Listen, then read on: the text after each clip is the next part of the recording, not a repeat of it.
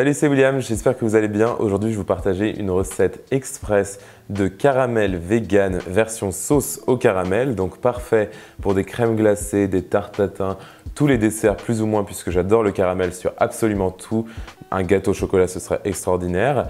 Et en plus, cette recette est vegan puisque je vous avais promis depuis bien longtemps que je voulais faire beaucoup plus de recettes vegan. Et ça commence avec cette recette en 2020 et mes autres recettes avant. Je vous ai d'ailleurs créé une playlist de recettes vegan sur ma chaîne si vous voulez la retrouver. Je vais vous mettre le lien juste dans la description. Comme ça, vous aurez toutes mes recettes vegan.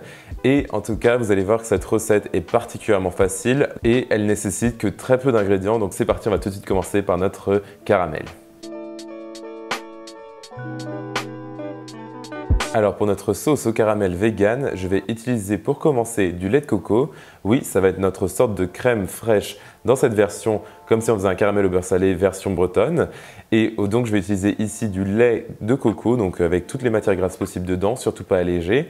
Et comme vous pouvez voir, il y a un peu un mélange entre le gras qui s'est séparé de liquide, mais ce n'est pas du tout grave puisqu'on va réchauffer le tout et ça va devenir homogène.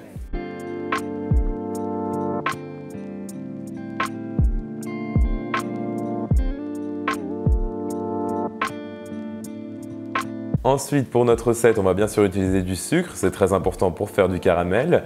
Et soit vous pouvez rester dans le thème coco et justement très bio, commerce équitable et environnemental en utilisant du sucre de coco, ou alors vous pouvez très bien faire comme moi et utiliser du sucre complet de canne bio équitable. C'est parfait, c'est vraiment dans mon mood pour cette vidéo et donc vous pouvez voir qu'il est magnifiquement brun. Notre lait de coco est maintenant bien homogène maintenant qu'il a été réchauffé. J'ajoute tout mon sucre et maintenant on va laisser chauffer sans toucher du tout à notre préparation pendant 10 à 15 minutes ou jusqu'à ce que ça réduise énormément, que vous ayez beaucoup de bulles et que vous ayez justement un magnifique caramel qui se forme.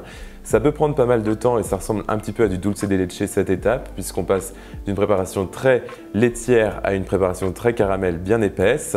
Donc soyez patients. Puisque notre sucre était très brun, notre caramel va être particulièrement foncé, mais c'est signe qu'il sera délicieux et très savoureux. Maintenant, je vais ajouter en dehors du feu de l'extrait naturel de vanille ici en poudre et de la fleur de sel, mais vous pouvez bien sûr utiliser n'importe quel type de sel que vous préférez.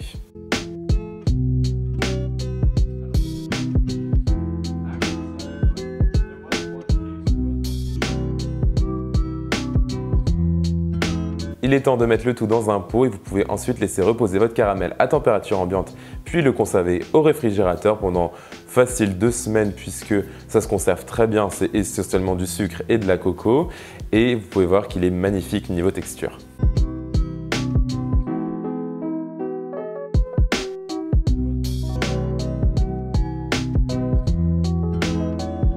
Et voilà, notre sauce au caramel est magnifique. Une fois qu'elle a reposé au réfrigérateur, vous pouvez voir qu'elle devient assez épaisse mais quand même liquide pour être étalée sur une glace ou des biscuits. Je l'ai fait notamment sur mes biscuits shortbread que je vous ai partagé la semaine dernière sur ma chaîne YouTube qui sont extrêmement simples à faire. Donc allez voir cette vidéo si vous ne l'avez pas encore fait.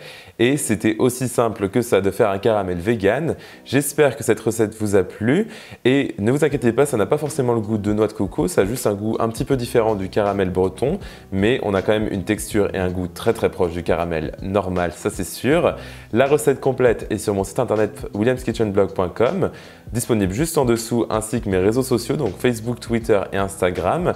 Pensez à vous abonner à ma chaîne YouTube, à liker cette vidéo et à me mettre un petit commentaire si vous voulez qu'on discute.